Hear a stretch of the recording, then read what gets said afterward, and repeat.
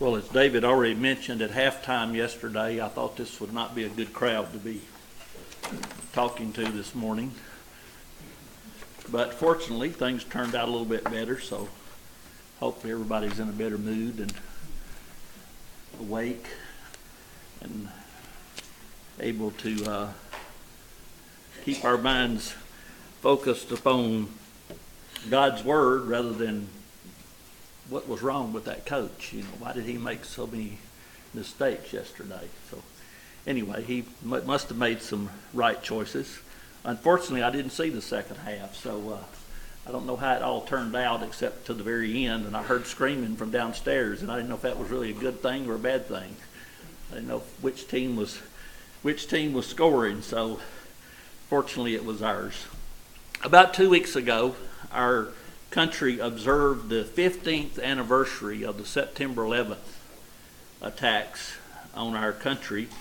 It seemed odd that it had been that long. It didn't seem like it had been that long when we talked about 15 years. But soon after that event, our country established the Department of Homeland Security. And that department had one primary mission, and that was to keep our country and our citizens protected from another similar attack that happened on that day. And this was probably the first of many changes that went into place. And if you travel, you certainly know that things are a lot different now than they were then. And as we just walk around in our everyday lives, a lot of things have changed because of that, and we see things that are different, and we view things probably differently now. We're often told to be watchful and be vigilant as we're out walking around. If you see something that doesn't look right, say something, because that could be something that someone needs to be aware of. And this past week, we saw this happen in New York and New Jersey, where there were bombs planted on the side of the streets and backpacks and things that people would have seen and said, this doesn't look right, and could be able to call that to somebody's attention. And so when we think about this, we think about the things that have happened. This being watchful is one of the ways that our law enforcement uses to try to gather information. If you see something, tell somebody, and they'll look into it and sort of try to find out what's going on, what people are thinking. And we heard that last week in the discussions on the news concerning these events in New York and New Jersey. Said, were there signs that this has been planned? When they were looking into the suspect that they have arrested, and was there something there we should have seen that would have let us know that he was planning these things? And so, by doing that, by watching for those particular signs, have been able and have foiled some other attempts that people have made to terrorize our country. Well, the purpose this morning is not to give you an overview of the Department of Homeland Security by any means, but to draw an analogy between that and Satan, the spiritual terrorist. And his goal is simple. His goal is to destroy mankind spiritually and destroy each one of us, is really what his mission is. And we may not think about this as necessarily the case, but in Genesis 1, God created the earth and created man. In Genesis 2, he creates or puts man in the Garden of Eden. He creates woman who is a suitable helper for him. And in Genesis 3, Satan makes his first terrorist attack. So it didn't take very long for all of those things to happen. And he's continued ever since then. That was the first, but they're out there every day. And he's still at work today, and he's still trying to do those things. Well, I want you to look at this story in Genesis chapter 3, with Eve and the serpent and look at some of the things that Satan used to try to change her mind and try to change her views about things and try to put her off guard concerning his attack. And hopefully the way our country collects intelligence, and because of that we're able to ward off terrorist attacks, we can gather some intelligence here from looking at this story and be able to defend the attacks that Satan tries to make in our spiritual lives as well. First off, he tries to maximize the restriction. And we'll explain what I mean by that. Turn to Genesis chapter 3, verse 1. Now the serpent was more cunning than the beast of the field the Lord had made. And he said to woman, has God indeed said, you shall not eat of every tree of the garden? Well, think about it. Listen to what he says here. Satan says he's trying to maximize the restriction. Ye shall not eat of every tree of the garden. That's what he asked Eve. Is this what God has said? And you think about that question, and he really is setting her up here. He's trying to get Eve to question what God has said or to see what God said in a different light. God has talked to her. God has told her and Adam, he's told them some things, and he's trying to get her to look at it a different way. Well, let's see if he was successful. Let's read a little bit further. Let's read verses 2 and 3. And the woman said to the serpent, we may eat of the fruit of the trees of the garden, but of the fruit of the tree which is in the midst of the garden, God has said, ye shall not eat it, nor shall you touch it, lest you die. Did she remember that accurately? Is that what God said? Well, let's back up. Go back to chapter 2. Look at verses 16 and 17. And the Lord commanded man, saying, of every tree of the garden you may freely eat, but of the tree of the knowledge of good and evil you shall not eat, for the day that you eat of it, you shall surely die. So what did God say different than what Eve said? Well, number one, she leaves out the word freely. God said, you may freely eat of all of the trees. Eve just said, yeah, God said we could eat of all the trees. Has Satan been successful? Is he already getting her to doubt God's generosity? God said, you're free to eat of all of the trees. But she said, well, yeah, he said we could eat of the trees. So he's gradually changing her mind about what God said. Because even here, she's left out that word. And then she goes on to add, nor shall you touch it. Remember, Satan's trying to maximize the restrictions. Well, she adds something here that God didn't say. God didn't say you couldn't touch that tree back in chapter 2. But she adds that. And that wasn't in God's original statement, so it's more restrictive than what God said.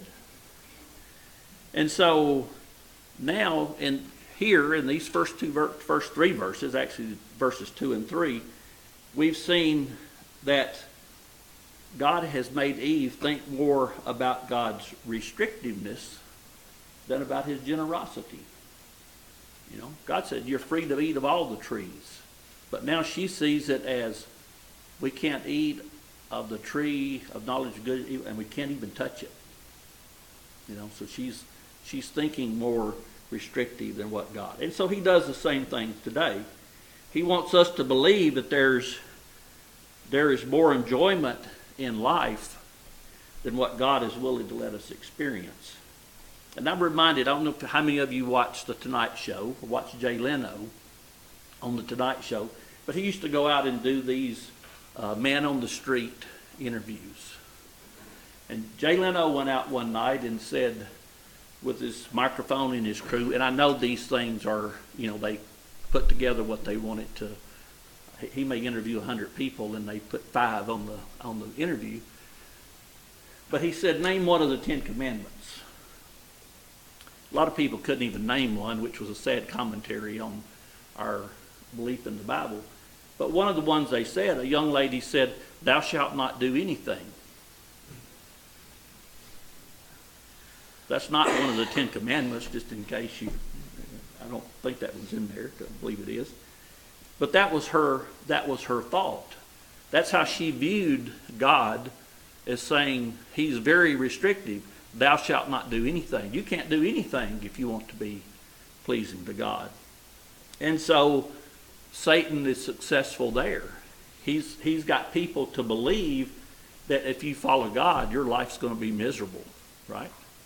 You're not going to be allowed to have any fun. Nothing's going to be good for you if you're trying to follow God and follow the Bible. So he's working, and he's still working. He worked on Eve, and he's working on people today. Okay, the second thing he does after that, he minimizes the consequences of sin. And actually, he denies the consequences of sin. If you look at verse 4, "And the serpent said to the woman, You will not surely die." What did God say? God said, you're going to die. If you eat that tree, you shall surely die. And Satan turns right around to Eve and says, "Oh, no, you won't. You're not going to die." And tells her just the opposite. And so I say Satan is the first one to teach once saved, always saved, isn't he? You know? You're not going to die if you do anything wrong, if you do anything bad. God's not going to punish you. Isn't that what that is? And so that's almost what he's teaching here. And so he said that, her behavior, he tells Eve, your behavior is not going to result in something bad. You're not going to die. And today his approach is to, again, minimize the consequences of sin. He tells people that drugs and drinking and fornication and idolatry they're things that make you feel good, right? They're not things that God's going to punish you for. And he has a lot of people believing that. But you tell that to a drug addict who's died from an overdose, he realizes that there's consequences, right? And you tell that to a drunk driver who's taken the life of an innocent person, he realizes there are consequences to his actions. You tell a person who's been killed over a bad relationship, or a relationship gone bad, a jealous husband or a jealous boyfriend or a jealous wife, there's consequences to the things that we do and how we live. Or a person who literally works themselves to death, trying to amass things and stuff here on earth, and just completely does away with their health and their life trying to get ahead. That's become their idol. And so when you look, that's what Satan is trying to do. He's trying to get them to realize that those things that are sinful, there's not any consequence for them. And that's what he was trying to do to Eve. Okay, let's look at verse 5. What does he do here? Okay, he relabels the action. Verse 5. "For God knows that today," and this is Satan still talking, he says you won't die. And he said, "For God knows the day that you eat of it, your eyes will be opened, and you will be like God, knowing good and evil." So what does God say? And what does Satan say? Well, Satan here says, God said, the day you eat of it, you're going to die. He says, no, you're not. The day you eat of that fruit, you're going to know good and evil, right? You're going to be like God. That's the reason God don't want you to eat of the fruit. He don't want you to be like him. And so he tells Eve that she won't be doing evil, but that she would know good and evil. So he's spinning, we talk about the spin zone, he's spinning this to make her think that this disobedience would look innocent and harmless. Is what he's trying to get her to do. And he's going to give, we give it another name, or Satan gives sins another name to try to make us think it's not what it is, right? Abortion is exercising reproductive choice. We call it something that sounds fancy, so it doesn't sound as bad. Homosexuality is an alternate lifestyle. Drunkenness is just a way to relax. Lasciviousness is adult entertainment. And I could go on and on and on. And we think about all these things that God has condemned and God has said are sins, and we call them something else so that they don't sound as bad, right? And we see that in our lives every day. We see people do that every day. And so Satan promises her another outcome here. He tells Eve it won't be a moment of death, but she will see things she's never seen before. She will know what God knows. And today, one sin after another is presented as having a positive benefit. This is freedom. This is being, you're allowed to be yourself. And this is relief from, the pressures of life. If you do this, you can take the pressure off, relieve the stress in your life. Well, a lot of times these are sins. They're not what we packaged them up to be, something different. Okay? So he relabels. He tells her, it's not what God said, it's going to be this. You're going to know what God knows. That's the reason God don't want you to do this. He packages it all up in a nice, pretty package that looks more appealing, right, than what God had said. Okay, fourth, he accentuates the desirability of sin. Now, suddenly this fruit looks entirely different to Eve. God said, when you eat of this, you're going to die. If you were looking at something and you thought, if I eat that, I'm going to die, I don't think we would be too drawn to that, right? We'd probably want to stay as far away from it as we could. But he's changed the way Eve viewed this. She had looked at the fruit from God's eyes first. The day I eat of that, I'm going to die. But now she's drawn to it rather than repelled. There's nothing good about death. There's nothing pretty about it. There's nothing desirable about death. But what's the result? Look at verse 6. So when the woman saw the tree was good for food, and it was pleasant to the eye, and a tree desirable to make one wise, she took of its fruit and ate, and she gave to her husband with her, and he ate. Was Satan successful? Sure he was. He completely changed her mind here in 3 or 4 very short verses about how she viewed this whole situation. Suddenly it looked very different. It looks good. It's like, so I believe I want to try that. That's what she's thinking here. And so he cleverly packages the sin and makes it look desirable. And he does that today.